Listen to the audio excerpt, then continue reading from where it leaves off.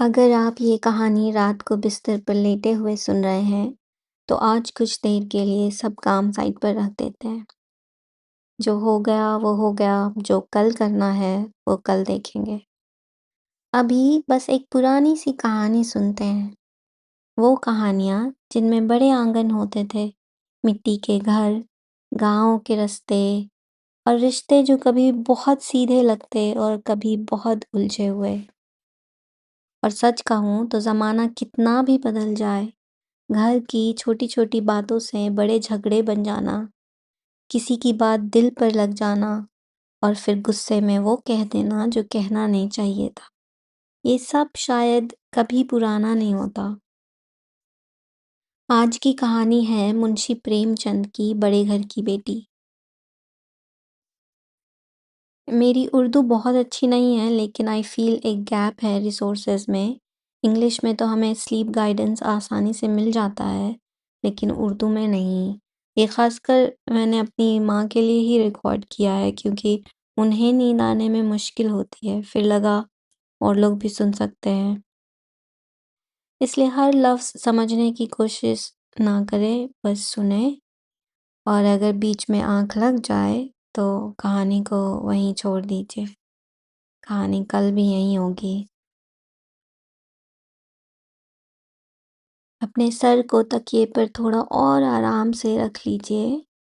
एक deep breathing करके खुद को रिलैक्स कर लें और चलिए बहुत पुराने ज़माने के एक गांव में चलते हैं। बहुत साल पहले की बात है। गौरीपुर नाम का एक गांव था। उस गांव में बेनी माधव सिंह नाम के एक बुजुर्ग जमींदार रहा करते थे। कभी उनके खानदान की बड़ी शान हुआ करती थी। उनके दादा के ज़माने में गांव में एक बड़ा तालाब बनवाया गया था और एक मंदिर भी था।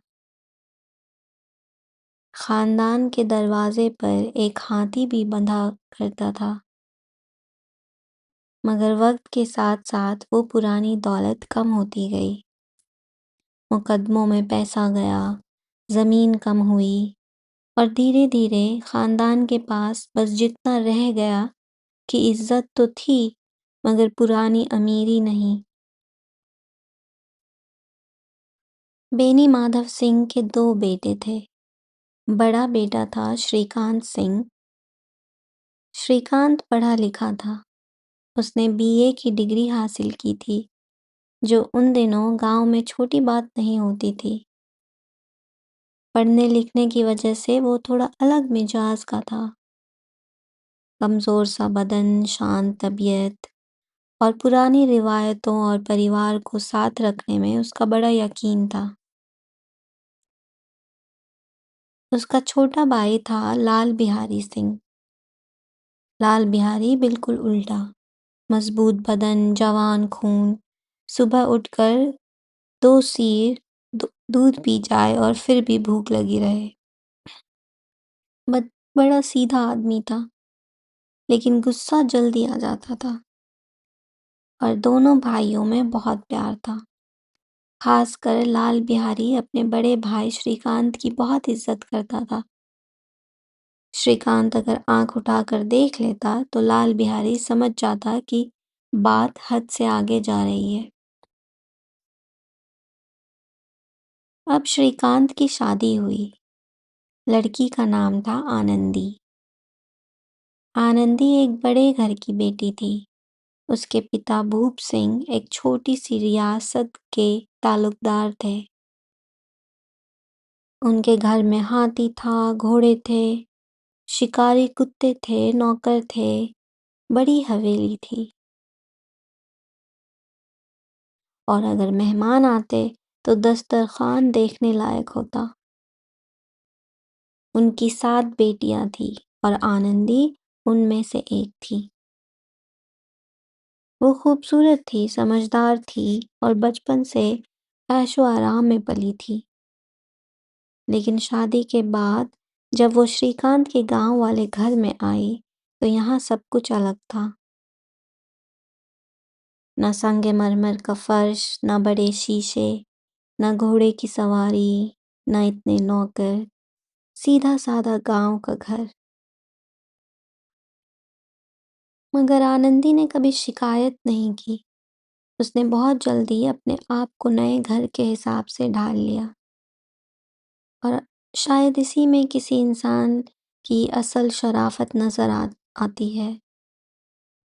बड़े घर में रहना आसान होता है, लेकिन अपनी आदतें छोटी कर लेना, अपने सुख छोड़ देना और फिर भी किसी को एहसास ना होने देना, ये हर किसी के बस की बात नहीं।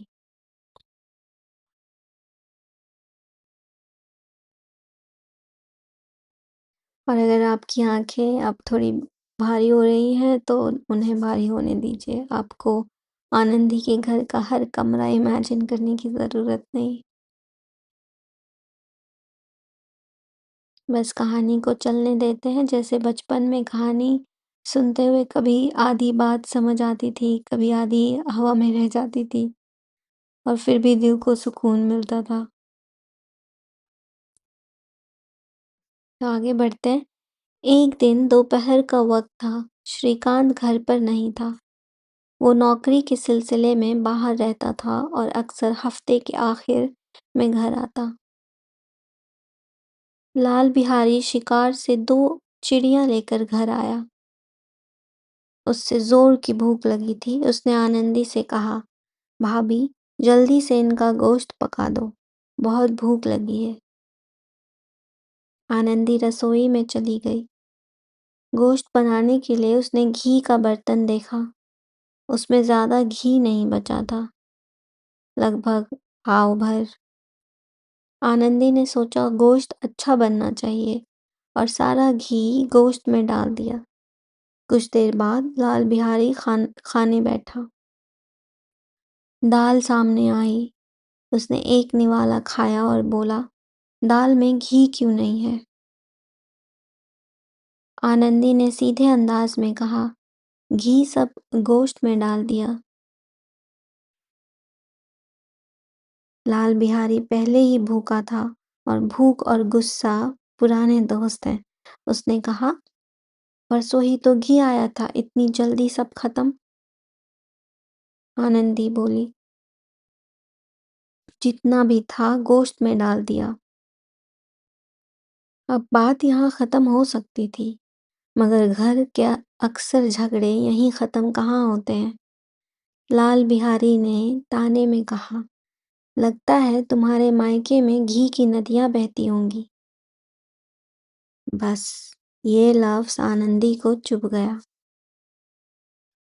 इंसान अपने बारे में बहुत कुछ सुन सकता है, लेकिन मायके की बात, खासकर नई बहू के सामने, सीधा दिल तक जाती है। आनंदी ने तुरंत जवाब दिया, हाथी मरा भी हो तो 9 लाख का होता है। हमारे यहाँ तो इतना घी नौकर चाकर खा जाते थे। अब लाल बिहारी को ये जवाब अपनी तौहीन लगा। उसका चेहरा गरम हो गया। भूख पहले ही थी, अब ईगो भी आ गया। और ईगो को तो वैसे भी बहुत कम खाना चाहिए, मगर हम लोग उसे रोज़ भरपेट खिलाते हैं। लाल बिहारी ने गुस्से में खाना साइड कर दिया। अच्छा, तो मायके का इतना घमंड है? आनंदी भी पीछे हटने वाली नहीं थी। घमंड की बात नहीं, तुमने बात छेड़ी, मैंने जवाब दिया। झगड़ा बढ़ता गया और गुस्से में लाल बिहारी ने पास पड़ी लकड़ी की खड़ाऊ उठाई और आनंदी की तरफ फेंक दी। आनंदी ने हाथ से रोक ली। खड़ाऊ उसके सर पर तो नहीं लगी, मगर उसकी उंगली जख्मी हो गई।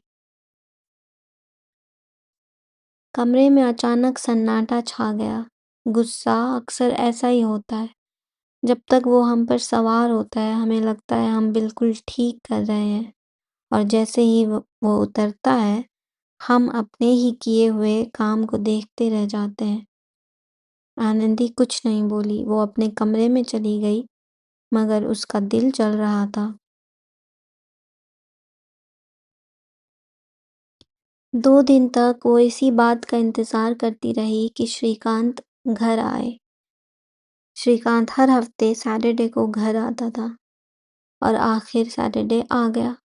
शाम हुई, श्रीकांत घर पहुंचा। गांव के लोग उसके पास बैठ गए। कोई खेती की बात कर रहा था, कोई मुकदमे की, कोई गांव की सियासत की। आनंदी अंदर बैठी इंतजार करती रही। 1 घंटा, 2 घंटे, रात बढ़ती गई और उसका गुस्सा भी। अब जानते ना, कभी किसी से ज़रूरी बात करनी हो और वो आदमी बड़े आराम से दूसरे लोगों के साथ बैठा चाय पी रहा हो, तो हर मिनट आधा घंटा लगता है। आखिर लोग चले गए। श्रीकांत खाने के लिए आया। लाल बिहारी ने बात छेड़ दी। उसने कहा, भैया, घर की औरतों को समझा देना चाहिए कि मर्दों के मुंह लगना अच्छी बात नहीं।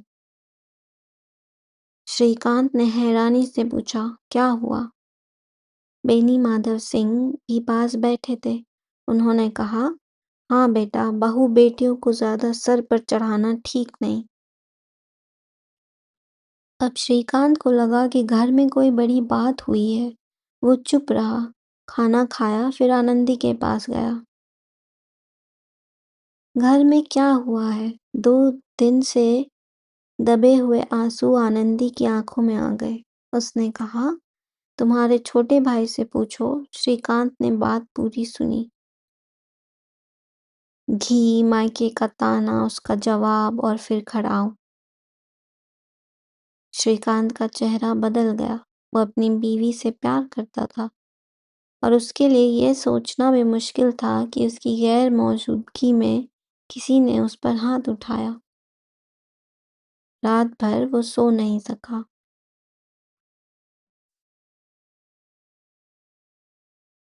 और शायद आप भी अब कहानी के आधे रास्ते में हैं। और अगर आपको भी अपनी पुरानी बात याद आ गई हो, कोई घर का झगड़ा, कोई जुमला जो किसी ने कभी गुस्से में कह दिया था, तो उसे अभी सुलझाने की ज़रूरत नहीं। कहानी में भी देखिए, 1 चम्मच घी से बात कहाँ से कहाँ तक पहुँच गई। हम इंसान अजीब होते हैं।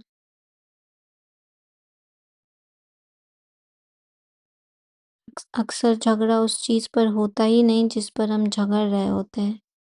घी बहाना था, असल बात इज़्ज़त थी, अपनापन था, गुरूर था और ये एहसास था कि मेरी बात कम क्यों समझी गई। इसलिए अगर आपके ज़हन में कोई अपना अधूरा झगड़ा आ रहा हो, बस इतना कहिए कि कल। अभी कहानी सुनते हैं। फिर सुबह श्रीकांत अपने पिता के पास गया। उसने कहा, दादा, अब इस घर में मेरा गुजारा मुश्किल है। बेनी माधव सिंह हैरान हुए। क्यों बेटा? श्रीकांत ने कहा, इस घर में औरतों की इज्जत नहीं है। मेरे पीछे मेरी पत्नी पर खड़ाऊ उठाई गई। मैं ये बर्दाश्त नहीं कर सकता। बेनी माधव ने कहा, लाल बिहारी से गलती हो गई, छोटा है, माफ कर दो। मगर श्रीकांत का गुस्सा शांत नहीं हुआ। उसने कहा, या तो इस घर में मैं रहूंगा या लाल बिहारी। ये बात बेनी माधव को बहुत भारी लगी। उन्होंने कभी नहीं सोचा था कि 2 भाइयों के बीच बात यहाँ तक पहुँच जाएगी। उन्होंने समझाया, बेटा, समझदार लोग बेवकूफ़ों की बात का बुरा नहीं मानते। वो तुम्हारा छोटा भाई है। मगर श्रीकांत अपनी बात पर अड़ा रहा। उस वक्त गांव के कुछ लोग भी आंगन में आ गए थे। बेनी माधव को डर था कि घर का झगड़ा तमाशा बन जाएगा। वो बात को हल्का करने लगे।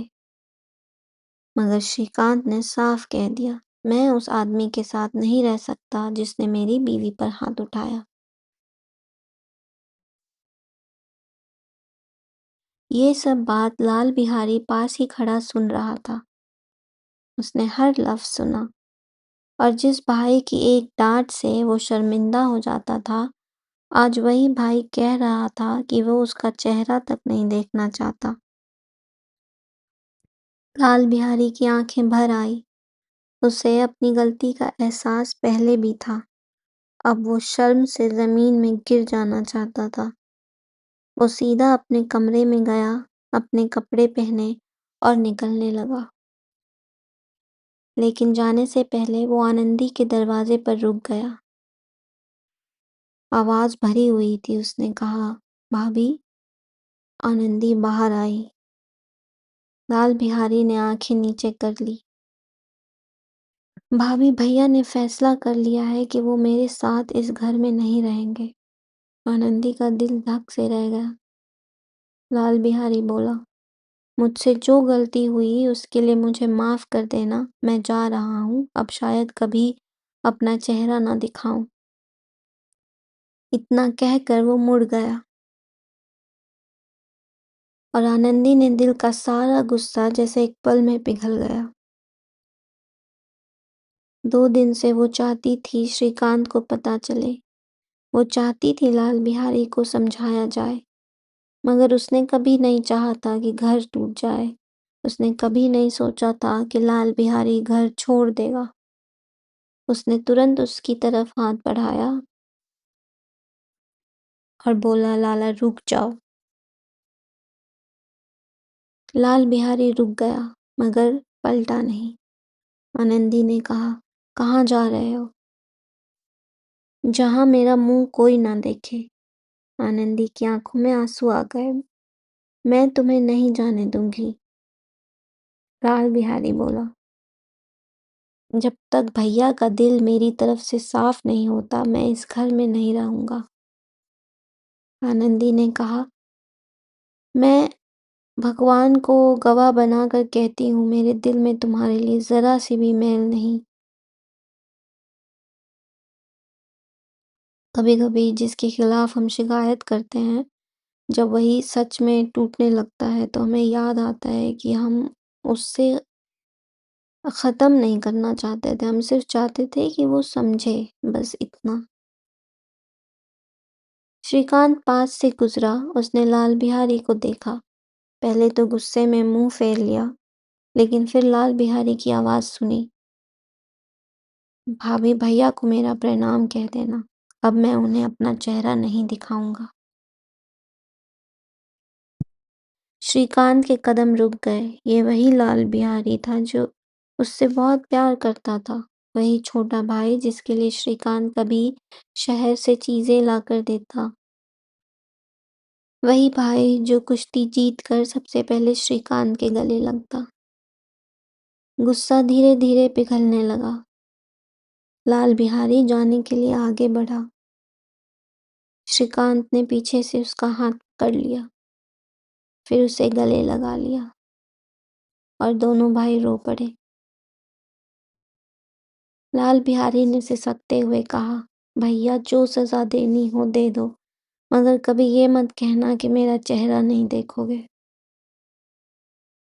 श्रीकांत ने उसके कंधे पर हाथ रखा।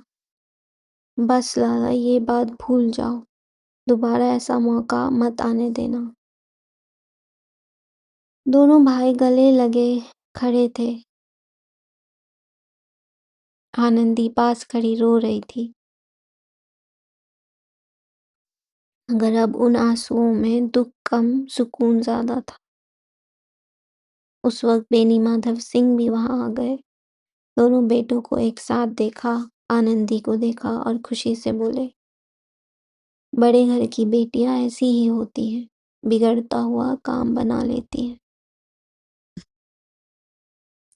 और कहानी यहीं खत्म होती है, लेकिन शायद कहानी का मतलब सिर्फ इतना नहीं कि आनंदी एक बड़े घर की बेटी थी।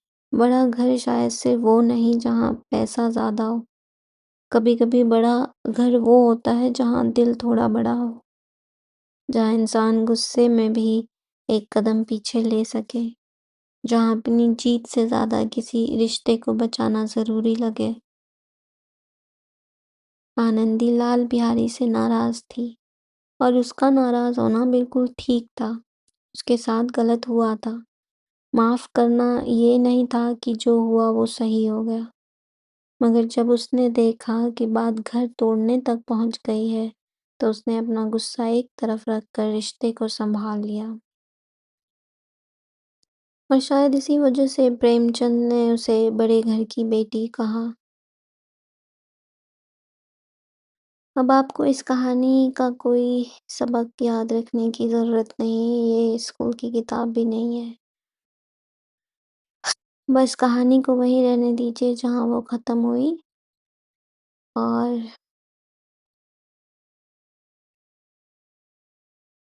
अब अपने कमरे में वापस आ जाइए आँखें बंद करके, सुकून से।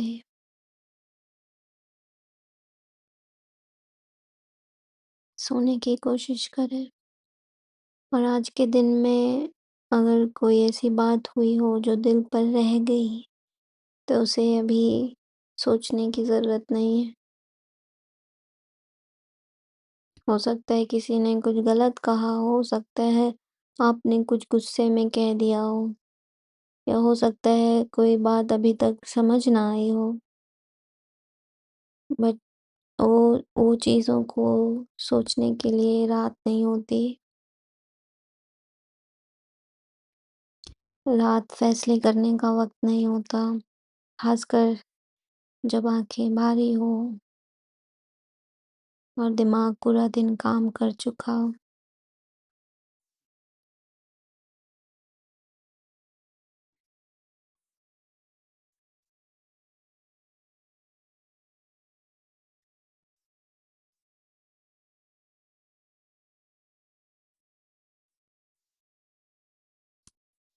अगर नींद आ रही है तो मेरी आवाज़ को पकड़ कर रखने की ज़रूरत नहीं, उसे दूर जाने दीजिए। जैसे घर के किसी और कमरे में कोई हल्की-सी बात कर रहा हो और कुछ लफ्ज़ सुनाई दे रहे हो, कुछ ना दे रहे हो, कोई बात नहीं। आज के लिए जितना सोचना था शायद उतना सोच लिया, जितना करना था उतना कर लिया और जो रह गया है वो सुबह के लिए रहने दीजिए।